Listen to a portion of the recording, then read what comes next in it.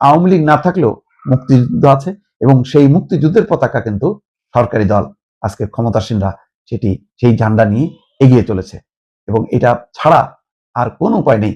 কারণ এই ঝান্ডা যদি নামানোর চেষ্টা করে বিএনপি, তাহলে জামাত যে গ্রাস করে ফেলবে, জামাত যে খেয়ে ফেলবে বিএনপিকে, এটা নিশ্চিত। কালকে থেকে একটা বিষয় দর্শক চিন্তা করছি, যেমন আজকেও শামা ওবায়দ বলেছেন, পররাষ্ট্র প্রতিমন্ত্রী, মুক্তিযুদ্ধের চেতনা বিক্রি করি না, ধারণ করি। কালকে অনেক কথা হয়েছে, এবং আজকে এটিএম আজহারুল ইসলাম বলছে যে বিএনপি কিভাবে মুক্তিযুদ্ধের দল হয়, তার জন্মই তো হয়েছে 78 সালে, মুক্তিযুদ্ধ হয়েছে 71 সালে।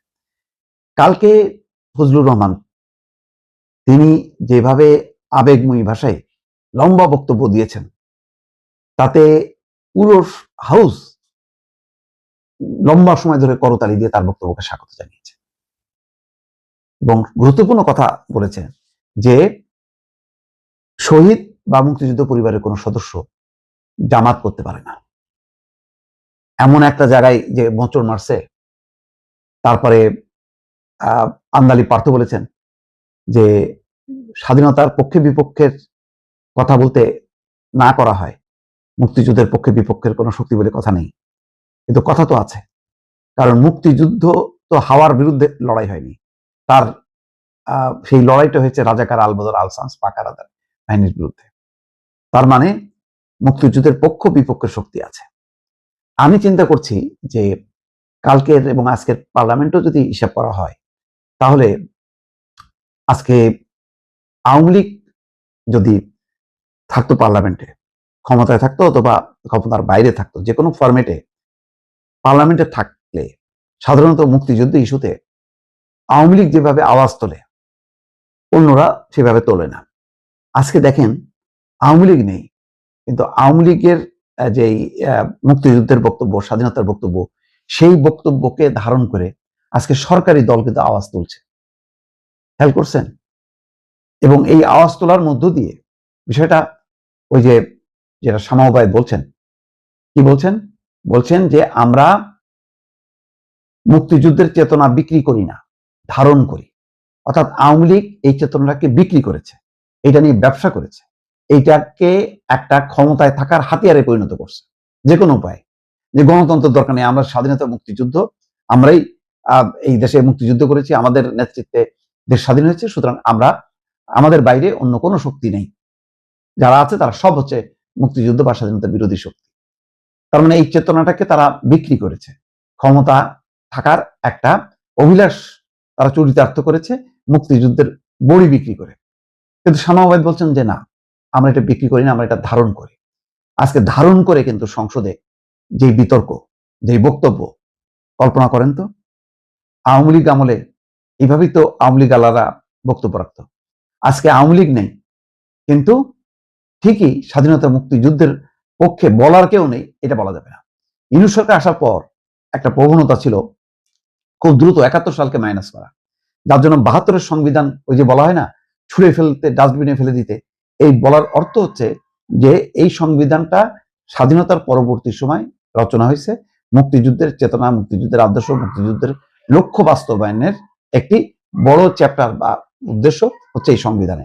সুতরাং এই সংবিধানটা ছুঁড়ে ফেলা মানে হচ্ছে 71-এর মুক্তিযুদ্ধ স্বাধীনতা সংগ্রামকে অস্বীকার করা। খুব কৌশলে এটি করতে চেয়েছিল, কিন্তু দেখেন তখন থেকে কিন্তু বিএনপি বুঝতে পারছে যে আওয়ামী লীগ নেই মানে আওয়ামী লীগ এককভাবে মুক্তিযুদ্ধ করেছে, সেই এই স্বাধীনতা মুক্তিযুদ্ধের ধারক বাহক না। স্বাধীনতার ধারক বাহক গোটা দেশ এবং অসংখ্য দল, তার মধ্যে বিএনপিও অন্যতম একটি দল। সেই দল দেখেন ঠিকই মুক্তিযুদ্ধের ঝান্ডা নিয়ে গতকালকে যে বক্তব্য রেখেছে, সেই বক্তব্যের পর কিন্তু একেবারেই বলা যায় বিরোধী দল বা জামাত ইসলাম চুপ সে গেছে। কারণ এই বিষয়ে তাদের বক্তব্য নেই, তাদের যে ঐতিহাসিক যেই ব্যর্থতা বা ইতিহাসের দায়, যেটা এনসিপিও বলেছিল যে ইতিহাসের এই দায় নিতে পারবে না এনসিপি, কিন্তু সেই দায়টা মুছে ফেলা সম্ভব হয়নি। 24-এর গণঅভ্যুত্থানের মধ্য দিয়ে একটা চেষ্টা ছিল ইউনূস সরকারের মাথার উপর বা ঘাড়ের উপর পা দিয়ে, এই প্রবণতা কিন্তু ছিল যে 71টা মুছে ফেলে দিয়ে শুধু 47 সালের পাকিস্তান প্রতিষ্ঠার আন্দোলন আর হচ্ছে এই 24-এর আন্দোলন, অর্থাৎ মাঝখানের মুক্তিযুদ্ধ, যেটাকে অনেকে বলে, যেটা তারা বলে যে গন্ডগোল, মানে দুই সংগ্রাম হচ্ছে 47 সালে আর হচ্ছে 24-এ, মাঝখানে আর স্বাধীনতা মুক্তিযুদ্ধ হয়নি। কারণ স্বাধীনতা মুক্তিযুদ্ধ যতবার উচ্চারিত হবে ততবার হচ্ছে জামাত ইসলাম চলে আসবে সামনে বা দৃশ্যপটে ভিলেন রূপে, ভালো কোনো কাজ হিসেবে জামাতের নামটা আসবে না, বরং ওই সময় নারী ধর্ষণ, গণহত্যা, বুদ্ধিজীবী হত্যা সবকিছুর মধ্যে জামাত ইসলাম নামটা জড়ায় থাকে। কিন্তু দেখেন কিভাবে জিনিসটা ব্যর্থ হলো, এবং আজকে বিএনপি এসে ঠিক ওই মুক্তিযুদ্ধ ইস্যু নিয়েই কিন্তু আজকে বারবার মুখোমুখি হচ্ছে জামাতের বিরুদ্ধে এবং সেখানে পরাস্ত হচ্ছে। কালকে সালাউদ্দিন আহমেদ একটু ভারসাম্য আনার চেষ্টা করেছে, বলেছে যে থাক, এগুলি নিয়ে আমরা আর এগোতে চাই না।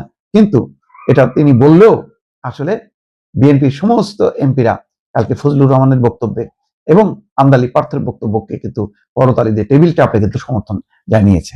ফলে আওয়ামী লীগ না থাকলেও মুক্তিযুদ্ধ আছে, এবং সেই মুক্তিযুদ্ধের পতাকা কিন্তু সরকারি দল আজকে ক্ষমতাসীনরা সেই ঝান্ডা নিয়ে এগিয়ে চলেছে, এবং এটা ছাড়া আর কোনো উপায় নেই। কারণ এই ঝান্ডা যদি নামানোর চেষ্টা করে বিএনপি, তাহলে জামাত যে গ্রাস করে ফেলবে, জামাত যে খেয়ে ফেলবে বিএনপিকে, এটা নিশ্চিত। সুতরাং এই বিষয়টা বুঝতে পেরেই কিন্তু কালকে লম্বা সময় ধরে এই মুক্তিযুদ্ধের ইস্যুতে ফজলুর রহমানকে বক্তব্য দিতে দেওয়া হয়েছে, এবং এই বক্তব্যের ধারা অব্যাহত থাকবে। দর্শক।